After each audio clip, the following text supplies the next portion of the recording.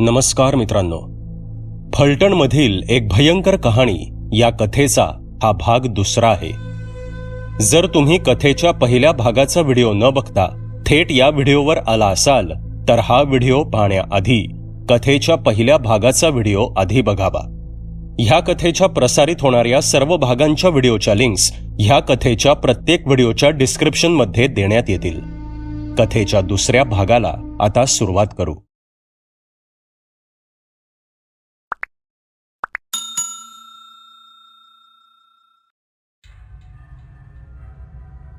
मुंबईच्या डॉक्टरांना दाखवावं लागेल म्हणजे नक्कीच काहीतरी गंभीर आहे असं समजून अनुराधा काळजीने काशीनाथ यांना म्हणाली, अहो काय झालं असेल आपल्या नेत्राला? जेव्हा तिच्याकडे वेळ होता तेव्हा आपल्याकडे नव्हता आणि आता ती घरी आहे पण आपल्याशी बोलेल या अवस्थेमध्ये ती नाही. आपण काय कोणाचं वाईट केलंय की आपल्या नशिबात हे असं काहीतरी आलंय? एकटी पोर माझी आणि तिच्या नशिबात ह्या यातना. इतके बोलून अनुराधा रडू लागली. तसे काशीनाथ यांनी तिच्या खांद्यावर हात ठेवला आणि ते म्हणाले, अनु रडू नकोस, आपण सर्व प्रयत्न करू. माझे सर्व पैसे, पद आणि ताकद मी पणाला लावेन आणि आपल्या नेत्राला बरं करेन आणि त्यासाठी मला काहीही करावं लागलं तरी चालेल. इतके बोलून त्यांनी खिशातून मोबाईल काढला आणि डॉक्टर श्रीपाद यांना फोन केला. हॅलो डॉक्टर श्रीपाद, मी फलटणवरून काशीनाथ बोलतोय. काशीनाथ यांनी आपली ओळख सांगितली. हॅलो सर, अहो तुम्हाला कोण नाही ओळखत, बोला ना, काय काम काढलंत? डॉक्टर श्रीपाद यांनी विचारलं. डॉक्टर, माझी मुलगी नेत्रा, तिला काहीतरी झालंय. तुम्ही प्लीज तिला एकदा पाहायला या. कितीही पैसे लागले तरी माझी देण्याची तयारी आहे, पण तुम्ही एकदा तिला पाहायला या. काशीनाथ आपला अवंढा गिळत म्हणाले. सर्व कामं पैशानं नाही होत, समजलं का? एक भसाडा आवाज काशीनाथ यांच्या कानावर पडला. काय काय म्हणालात तुम्ही डॉक्टर? काशीनाथ यांनी विचारलं. मी? अहो मी अजून काही बोललोच नाही. पण ते जाऊ द्या, मी निघतो तिकडे येण्यासाठी. उद्या आपण भेटूच, डॉक्टर श्रीपाद म्हणाले. धन्यवाद डॉक्टर, आपले खूप उपकार होतील.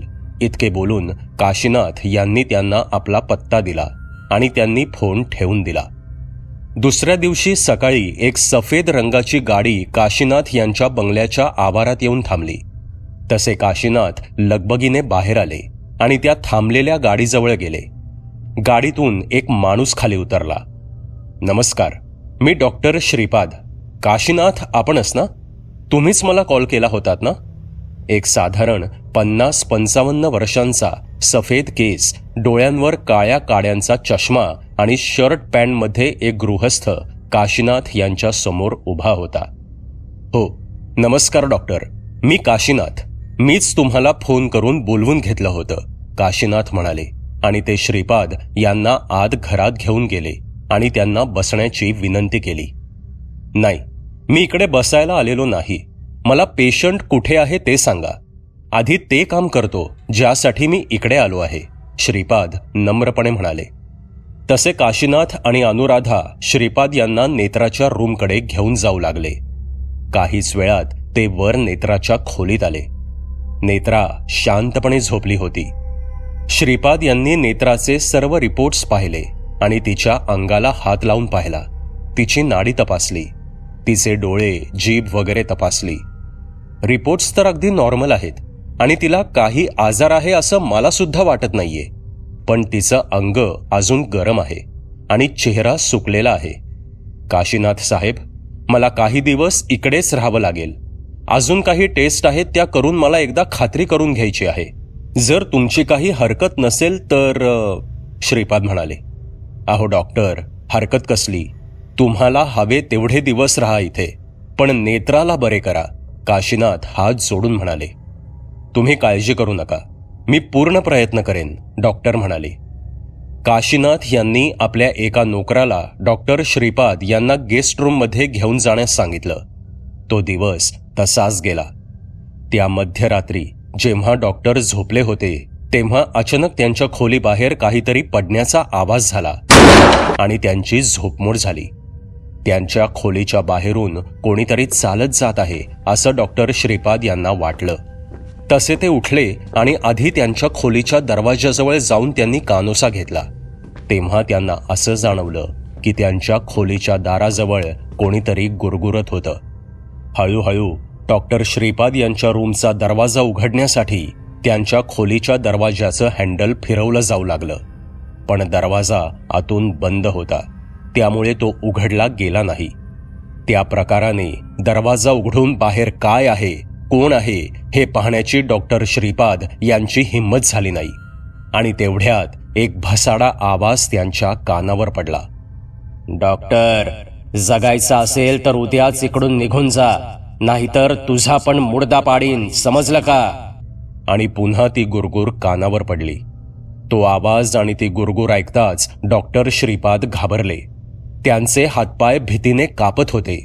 जे घडत होतं ते खरंच घडतंय की ही कुणी मस्करी करतंय हे त्यांना समजून येत नव्हतं. पण त्यांच्याशी, एका नवख्या माणसाशी अशी मस्करी कोण करेल हा सुद्धा प्रश्न होताच.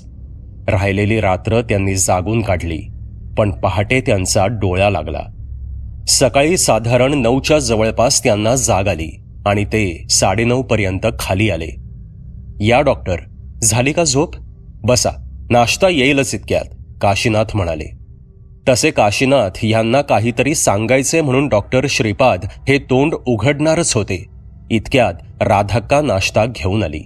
तसे श्रीपाद यांनी उघडलेलं तोंड बंद केलं आणि नाश्ता करायला बसले. काही वेळ गेला. काशीनाथ साहेब, मला सांगा, काल माझ्या रूमजवळ रात्री कोणी आलं होतं का? डॉक्टर श्रीपाद यांनी ब्रेड घेत विचारलं. तुमच्या रूमजवळ? नाहीतर, तुमची रूम तर वरती आहे आणि तुमच्या रूमच्या शेजारी नेत्राची रूम आहे. बाकी आमची, म्हणजे माझी आणि अनुराधाची रूम इकडे खालतीच आहे आणि राधाक्का इकडेच खालती किचनच्या शेजारच्या रूममध्ये झोपते. का हो, असं का विचारताय तुम्ही? काय झालं? काशीनाथ यांनी आश्चर्याने विचारलं. नाही, काही नाही. म्हणजे मला वाटलं काल रात्री कोणीतरी माझ्या रूमच्या बाहेर आलं होतं आणि जाऊ दे, चला आपण नेत्राच्या रूममध्ये जाऊ. इतके बोलून डॉक्टर उठले आणि काशीनाथ यांना घेऊन दोघे नेत्राच्या रूमच्या दिशेनं निघाले. ते वरती जाण्यासाठी पायऱ्यात चढणार इतक्यात काशीनाथ यांना एक कॉल आला. डॉक्टर, तुम्ही पुढे व्हा, मी हा महत्वाचा कॉल घेऊन येतो. इतके बोलून काशीनाथ खालीच थांबले आणि डॉक्टर एकटे वरती नेत्राच्या रूमच्या दिशेनं निघाले. नेत्रा झोपली होती. डॉक्टर श्रीपाद यांनी तिच्या रूममध्ये प्रवेश केला आणि आपला स्टेथोस्कोप कानाला लावला आणि ते तिच्या हृदयाचे ठोके ऐकू लागले. पण ते ठोके सामान्य माणसाच्या हृदयाच्या ठोक्यांपेक्षा कधी कमी तर कधी जास्त पडत होते. डॉक्टर श्रीपाद यांनी आपला स्टेथोस्कोप कानावरून काढला. ते काही वेळ थांबले आणि पुन्हा एकदा आपला स्टेथोस्कोप कानात घालून पुन्हा ते नेत्राच्या हृदयाचे ठोके तपासू लागले. पण पुन्हा ते ठोके असामान्यच वाटत होते. काय डॉक्टर, काय करतोयस हा? तुला काल बोलले होते ना सकाळी इथून निघून जायचं म्हणून, समजत नाही का तुला? आता एक काम कर, तू मर म्हणजे तुला समजेल. इतके बोलून नेत्राने तो स्टेथोस्कोप डॉक्टर श्रीपाद यांच्या गळ्याभोवती गुंडाळला आणि ती तो जोरजोरात आवळू लागली. अगं नेत्रा, हे काय करतीयस? सोड मला. गळा दाबल्या गेल्यामुळे दबक्या आवाजात डॉक्टर श्रीपाद म्हणाले. नेत्रा? कोण नेत्रा? मी नेत्रा नाही, मी काजल आहे, काजल, समजलं का? मी तुला काल रात्री सांगितलं होतं, जर का तू इकडे थांबलास तर तू मरणार. तरी तू थांबलास, आता मर. इतके बोलून नेत्राने अजून जोर लावला. इतक्यात डॉक्टरांच्या नावाने काशीनाथ यांची हाक ऐकू आली. तसे नेत्राने झटकन तिचा फास मोकळा केला आणि म्हणाली, डॉक्टर, वाचलास तू, पण तू जर आता इकडेच थांबलास तर मात्र नक्की मरणार. नेत्रा त्याच भसाड्या आवाजात म्हणाली. काहीच वेळात काशीनाथ नेत्राच्या खोलीत आले. तेव्हा श्रीपाद डॉक्टर आपला गळा पाहत होते. अरे डॉक्टर, काय झालं? काशीनाथ यांनी विचारलं. त्यावर घाबरून डॉक्टरांनी झोपलेल्या नेत्राकडे पाहिलं आणि ते म्हणाले, जरा बाहेर या, मला तुमच्याशी बोलायचंय. इतके बोलून डॉक्टर नेत्राच्या खोलीतून बाहेर आले. तसे त्यांच्या मागोमाग काशीनाथ सुद्धा बाहेर आले. हे पहा काशीनाथ, तुम्हाला ऐकून धक्का बसेल, पण तुमच्या मुलीला स्प्लिट पर्सनॅलिटी डिसऑर्डर हा आजार झाला आहे. ती कधी नेत्रा असते तर कधी दुसरीच कोणीतरी असते. आत्ता तुम्ही खोलीत यायच्या आधी तिने माझा गळा स्टेथोस्कोपने दाबला होता आणि तुम्हाला खोटं वाटत असेल तर हे पहा गळ्यावर निशाण. इतके बोलून डॉक्टरांनी आपला गळा त्यांना दाखवला आणि आपली कॉलर खाली केली तर त्यांच्या मानेवर वळ होते. डॉक्टर, तुम्ही कुणाविषयी बोलत आहात माहितीये ना तुम्हाला? तुम्ही सरळ सरळ माझ्या मुलीला वेडी ठरवताय आणि याचे परिणाम तुम्हाला माहीत आहेत ना काय होतील ते? काशीनाथ रागात म्हणाले. काशीनाथ यांचा चढलेला आवाज ऐकून अनुराधा आणि राधाक्का बाहेर आल्या आणि त्या सुद्धा वरती नेत्राच्या खोलीत लगबगीने आल्या. अहो काय झालं? अनुराधाने कावरीबावरी होत विचारलं. त्यावर चिडून काशीनाथ डॉक्टरांकडे पाहत म्हणाले, या डॉक्टरांचं म्हणणं आहे की नेत्राला वेड लागलंय. काय? असे म्हणत अनुराधाने आश्चर्याने डॉक्टरांकडे पाहिलं.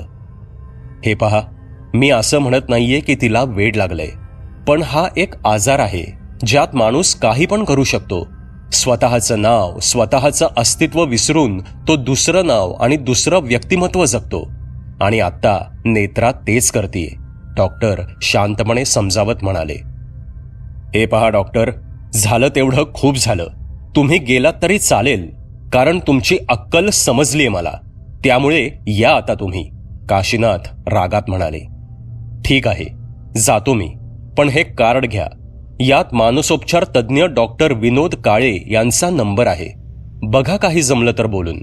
असे म्हणत डॉक्टर श्रीपाद यांनी काशीनाथ यांच्याकडे ते कार्ड दिलं आणि ते कार्ड घेऊन काशीनाथ यांनी चोळ्यामोळ्या करून ते कार्ड फेकून दिलं. डॉक्टर, तुम्ही आम्हाला सांगू नका काय करायचं ते, या तुम्ही. इतके बोलून काशीनाथ तिथून निघून गेले. त्याचबरोबर श्रीपाद डॉक्टर सुद्धा त्यांच्या रूमकडे गेले आणि 5 मिनिटात आपलं सामान घेऊन ते बाहेर आले आणि खाली आले. हॉलमध्ये अनुराधा उभी होती. डॉक्टर, माफ करा, यांचं डोकं जरा गरम आहे. त्यांच्या वतीनं मी तुमची माफी मागते. अनुराधा हात जोडून म्हणाली. अहो माफी नका मागू, पण जमलं तर डॉक्टर विनोद यांना बोलवून घ्या. मोठा हुशार डॉक्टर आहे तो. डॉक्टर श्रीपाद म्हणाले. पण डॉक्टर, झालं काय? म्हणजे असे साहेब तुमच्यावर का चिडले? राधाक्काने विचारलं. त्यावर श्रीपाद डॉक्टरांनी काल रात्रीपासून ते आत्तापर्यंत जे काही त्यांनी अनुभवलं ते सर्व काही त्या दोघींना सांगितलं आणि त्यांच्या मानेवरच्या आणि गळ्यावरच्या खुणा देखील अनुराधा आणि राधाक्काला दाखवल्या. ते सर्व ऐकून आणि पाहून अनुराधा रडू लागली. डॉक्टर, यावर काही उपाय नाही का? अनुराधाने रडत विचारलं. अहो, म्हणून तर मी तुम्हाला डॉक्टर विनोद यांचं कार्ड दिलंय. त्याला बोलवून पहा एकदा. मी येतो, असे म्हणून श्रीपाद डॉक्टर निघाले. त्यांनी दिलेलं ते कार्ड जमिनीवरच पडलं होतं. त्याच्यावर एक नजर टाकून अनुराधा श्रीपाद यांच्या पाठमोऱ्या आकृतीकडे पाहत तिथेच उभी राहिली. मध्ये काही दिवस असेच गेले. नेत्राची तब्येत आता दिवसेंदिवस अजून खराब होऊ लागली होती. तिचे केस गळायला सुरुवात झाली होती. ती जे काही थोडंफार खात होती ते सुद्धा खाणं तिने सोडून दिलं होतं. तिची त्वचा तिच्या हाडांना चिकटली होती. गाल आत गेले होते. ओठ सुकले होते.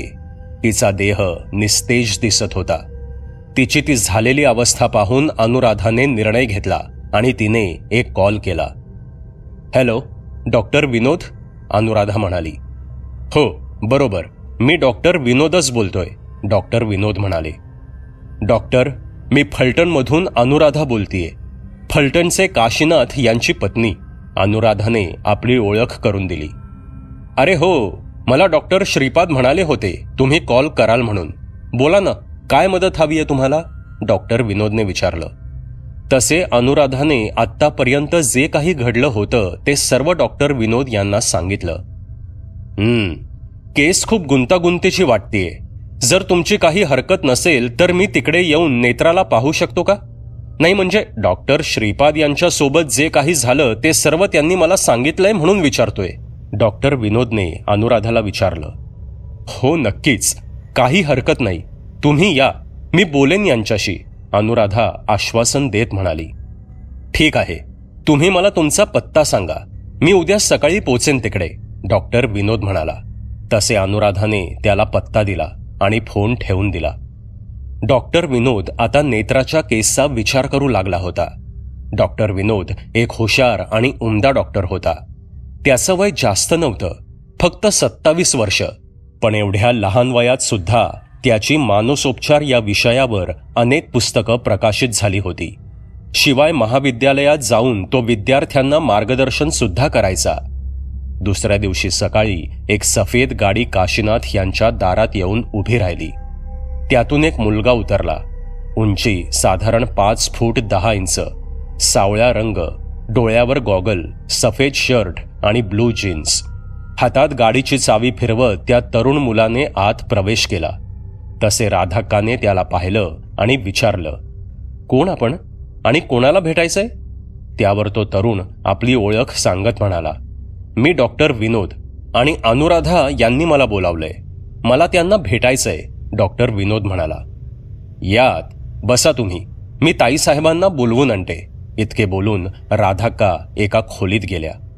विनोद त्याच्या सवयीप्रमाणे त्यांचं घर पाहू लागला. वाह, घर तर खूप छान आहे आणि वास्तुशास्त्र या विषयावर विश्वास दिसतोय यांचा, शीळ घालत तो मनात विचार करत होता. तेवढ्यात मागून एका स्त्रीचा आवाज आला. नमस्कार, आपण डॉक्टर विनोद का? तसे डॉक्टर विनोद मागे वळाला तर समोर एक साधारण 45 वर्षांची स्त्री उभी होती. हो, मीच डॉक्टर विनोद, आणि तुम्ही अनुराधा, बरोबर? यावर अनुराधाने हलकेसे स्मित केलं आणि ती म्हणाली, हो बरोबर, बसा ना तुम्ही. माफ करा, म्हणजे तुम्ही एवढे तरुण आहात असा मी विचार सुद्धा केला नव्हता. म्हणजे मी विचार केला होता की कोणीतरी वृद्ध डॉक्टर असतील, अनुराधा हलके स्मित करत म्हणाली. नाही, तुमची चुकी नाही यात.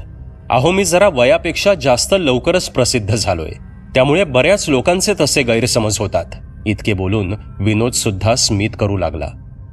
तुम्ही बसा, मी तुमच्या चहा आणि नाश्त्याचं पाहते, मग आपण सविस्तर बोलू, इतके बोलून अनुराधा किचनमध्ये गेली. काही वेळाने ती बाहेर आली. चहा आणि नाश्ता करता करता विनोद बोलू लागला. तर मॅडम, तसा मला थोडाफार अंदाज आहे जे काही झालं आहे त्याचा, पण मला पुन्हा सविस्तर ऐकायचंय. तुम्ही सांगू शकला तर मला नोट्स तयार करता येतील आणि त्याप्रमाणे मी उपचारांची पद्धत ठरवेन, डॉक्टर विनोद म्हणाला आणि त्याने आपले पॅड आणि पेन बाहेर काढलं.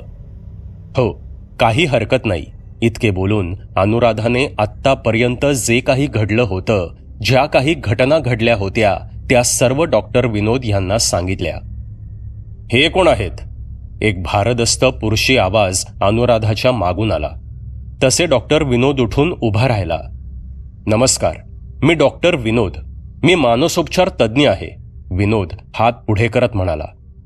काशीनाथ यांनी त्याच्याकडे रागाने पाहिलं आणि विचारलं, तुम्हाला कोणी बोलावलं इकडे आणि तुम्ही इकडे कशाला आला आहात? आम्हाला तुमची गरज नाही, आल्या पावली तुम्ही परत जा. अनु, यांना जायला सांग, काशीनाथ रागात बोलले. ते कुठेही जाणार नाहीत, अनुराधा शांतपणे म्हणाली. म्हणजे काय म्हणायचं काय तुला? काशीनाथ यांनी रागात अनुराधाकडे पाहत विचारलं. तुम्ही जे ऐकलं तेच, डॉक्टर कुठेही जाणार नाहीत, अनुराधा अजून शांत स्वरात म्हणाली. अनु, तुझं डोकं फिरलंय का? आता तू माझ्या लेकीला वेडी सिद्ध कर म्हणजे तुझं मन शांत होईल, काशीनाथ रागात म्हणाले. तुमची लेक? कुत्सितपणे अनुराधा म्हणाली. ती पुढे बोलू लागली. तुमची लेक म्हणता? अहो, केलं काय तुम्ही तिच्यासाठी सांगा? कधी तिला वेळ दिला, कधी तिला विचारलं, कधी तिच्यासोबत खेळलात, कधी तिला बाहेर घेऊन गेलात? अहो, तुम्हाला तर हे सुद्धा माहीत नाही की तुमच्या मुलीचं वय काय, ती करते काय, जाते कुठे, तिचे मित्र कोण, कोणती संगत आहे तिला, आणि तुमची मुलगी म्हणून म्हणता? नुसते पैसे दिले की बापाचं कर्तव्य पार पडत नसतं, समजलं? मला जे करायचंय ते मी करणार आणि यात मला कोणी अडवू शकत नाही, कारण मी तिची आई आहे आणि ती माझी सुद्धा मुलगी आहे, अनुराधा रागात म्हणाली. डॉक्टर, तुम्ही दमला असाल, तुम्हाला तुमची रूम दाखवते, इतके बोलून अनुराधा तिथून निघाली आणि तिच्या मागोमाग डॉक्टर विनोद सुद्धा निघाले. इकडे काशीनाथ यांच्या डोक्यात अनुराधा जे काही म्हणाली ती वाक्य घुमत होती. सोफ्यावर बसून काशीनाथ विचार करत बसले. खरंच मी एक बाप म्हणून ना करता ठरलोय का? खरंच मी तिला वेळ दिला नाही का? मी माझ्या नेत्राला ओळखत नाही का? अनुराधा जे काही म्हणाली ते सर्व खरं होतं असे विचार करत असताना काशीनाथ यांच्या डोळ्यात पाणी आलं. अनुराधाने जसं सांगितलं होतं त्यावरून तरी नेत्राला उपचारांची ताबडतोब गरज आहे हे दिसून येत होतं. विनोदने काही विचार केला आणि रूममध्ये न जाता अनुराधाला म्हणाला, मॅडम, तुम्ही मला जे काही सांगितलं त्यावरून लगेच कळून येतंय की तिला उपचारांची लगेच गरज आहे. मी आत्ता लगेच उपचार सुरू करतोय. तेव्हा तुम्ही माझ्याबरोबर थांबलात तर बरं होईल. म्हणजे कधी कधी पेशंट हायपर होतो आणि त्यासाठी त्याच्या घरचं कोणीतरी आम्ही सोबत ठेवतो. विनोद अनुराधाला म्हणाला. पण तुम्ही तर आत्ताच आला आहात. तुम्ही थकला असाल, थोडा आराम करा. अनुराधा म्हणाली. नाही मॅडम, मला वाटतं आपण वेळ वाया घालवायला नको. आपण लगेच कामाला सुरुवात करू. इतके बोलून विनोदने आपल्या बॅगमधून काही सामान बाहेर काढलं. ठीक आहे डॉक्टर, पण तिला काही इजा होणार नाही ना? काळजीने अनुराधाने विचारलं. नाही, तुम्ही काही काळजी करू नका. सर्व काही ठीक होईल. विश्वास ठेवा. इतके बोलून विनोद अनुराधाबरोबर नेत्राच्या रूमच्या दिशेनं निघाला. काहीच वेळात ते दोघे नेत्राच्या खोलीपाशी आले आणि त्यांनी दरवाजा उघडून पाहिलं. नेत्राची अवस्था खूप खराब झाली होती. तिचे डोळे खूप खोल गेले होते. तिची झालेली अवस्था पाहून अनुराधा स्वतःला थांबवू शकली नाही आणि तिने तिथेच रडायला सुरुवात केली. हे पहा मॅडम, तुम्ही शांत व्हा. तुम्हीच जर असे रडू लागला तर नेत्राला धीर कोण देणार? तुम्ही शांत व्हा आणि स्वतःला सावरा. कारण तुम्ही स्वतःला सावरलं तरच तुम्ही नेत्राला सावरू शकता. विनोद अनुराधाला धीर देत म्हणाला.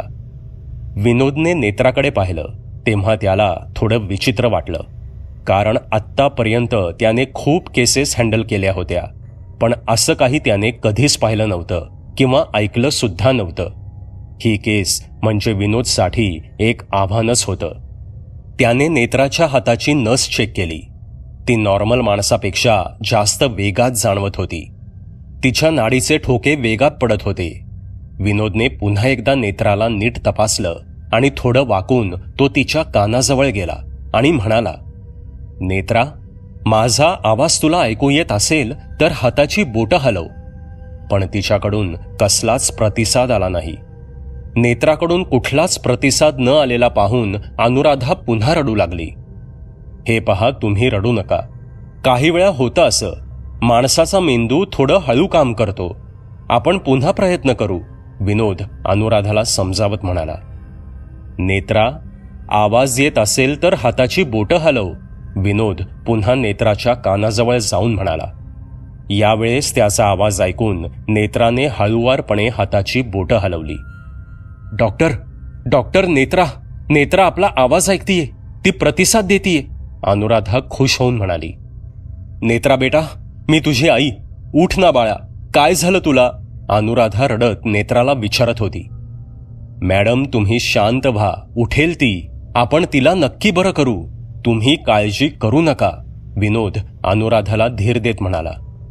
अनुराधाच्या रडण्याचा आवाज ऐकून काशीनाथ सुद्धा तिथे आले आणि त्यांनी अनुराधाच्या खांद्यावर हात ठेवला आणि अनुराधा मागे वळून त्यांना पाहून बिलगून रडू लागली आणि रडतच ती म्हणाली, अहो बघा ना, आपली मुलगी उठत नाहीये, ती बोलत नाहीये. तुम्ही तरी तिला आवाज द्या ना. अनुराधाचे ते शब्द ऐकून काशीनाथ यांचा सुद्धा संयम सुटला आणि ते सुद्धा रडू लागले. नेत्रा, तुला काही आठवत आहे का? तुला काही त्रास झाला होता का? विनोदने पुन्हा नेत्राच्या कानाजवळ जाऊन विचारलं. पण नेत्राचं ह्यावर काहीच उत्तर आलं नाही. नेत्रा, आवाज येतोय का माझा? विनोदने पुन्हा तिच्या कानाजवळ जाऊन विचारलं. यावेळेस मात्र विनोदच्या या प्रश्नावर नेत्राच्या चेहऱ्यावर एक विक्षिप्त हास्य उमटलं आणि ती अचानक भसाड्या आवाजात जोर जोरात हसू लागली. ते हास्य हळूहळू वाढत गेलं आणि ती अचानक बेडवरून हवेत तरंगू लागली. 1 फूट, 2 फूट, 3 फूट आणि पुन्हा जोरात खाली आली. घडलेला तो भयंकर आणि विचित्र प्रकार पाहून तिकडे उभे असलेले विनोद, काशीनाथ आणि अनुराधा तिघे सुद्धा घाबरले. नेत्राने आता तिचे डोळे उघडले. तिचे डोळे संपूर्ण काळे झाले होते. तिचे दात पिवळसर काळे आणि चेहरा सफेद झाला होता. जणू काही तिच्या शरीरात रक्तच नव्हतं. एक विचित्र हास्य करत तिने तिकडे उभ्या असलेल्या सर्वांकडे पाहिलं आणि पुन्हा ती जोर जोरात हसू लागली. तुमची नेत्रा तर आता मरणार.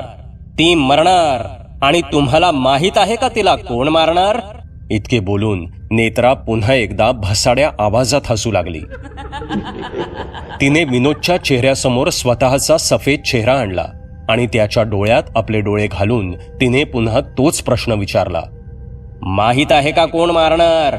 मी मारणार तिला आणि तुमच्यापैकी कोणीच तिला वाचवू नाही शकणार. इतके बोलून ती पुन्हा जोर जोरात हसू लागली.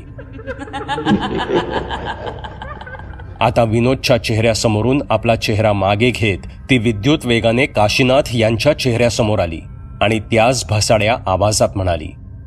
आता समजेल, जीव गेला किंवा आपलं कोणी जवळचं गेलं तर किती त्रास होतो ते.